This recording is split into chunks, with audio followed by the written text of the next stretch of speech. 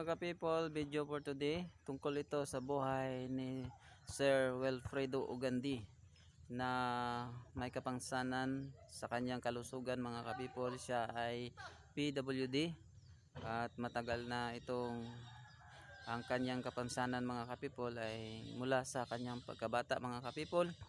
At ito ang kanyang trabaho mga ka-people ay nanghihingi na lang siya ng mga palimos sa mga tao na dumadaan sa kanya mga ka-people.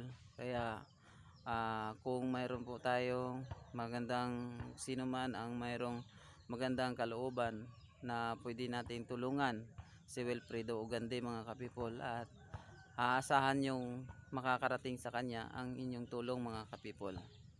Ako nga pala si Hello ka-people, Japet Brasa Salig mga ka-people, at umaasa na matulungan Wilfredo Ugandi nga lumulupyo sa bayan ng Malita, Davao Occidental mga ka-people. Ito ang kanyang buhay mga ka-people.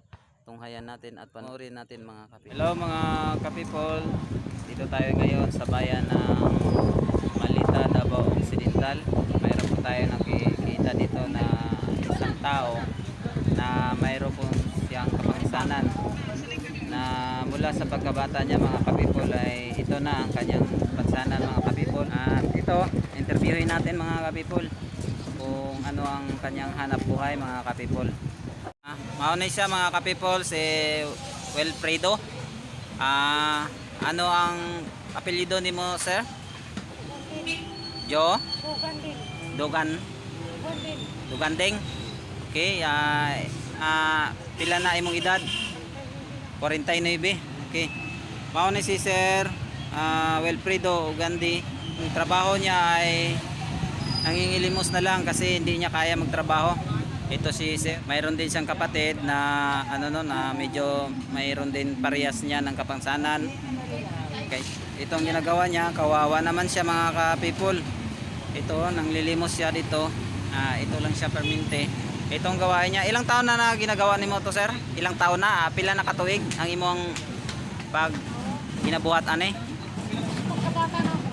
Sa pagkabata daw niya mga ka-people. Mauna ni ang iyang sitwasyon mga ka-people. Kaya sa pagkabata niya mga ka-people, mauna ni siya. Mauna yung trabaho niya. O kaluoy naman, luoy sa kay mga ka-people kay dili siya makatindog mga ka-people. Kaya ari si Wilfredo, 49 ang iyang edad mga ka-people. Sino ang mayroong mabuting puso diyan, tulungan natin para mapabuti yung kalagayan niya. Kawawa naman siya mga ka-people. Ito lang ang kanyang hanap buhay. Nanghihingi dito sa bayan at saka dito nang lilimos lang siya mga ka-people. Yung ialsa mo nga yung kamay mo. Kamay oh. Pati yung mga kamay niya mga ka-people at saka yung mga paa niya hindi maigalaw. Kawawa naman. Kaya hanggang dito lang muna mga ka-people. Susubaybayan natin sa susunod na episode ang buhay ni Wilfredo.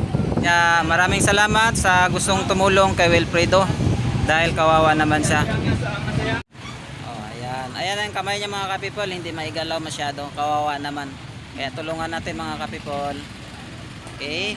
Maraming salamat po sa mga gustong tumulong sa kanyang buhay. God bless mga ka-people.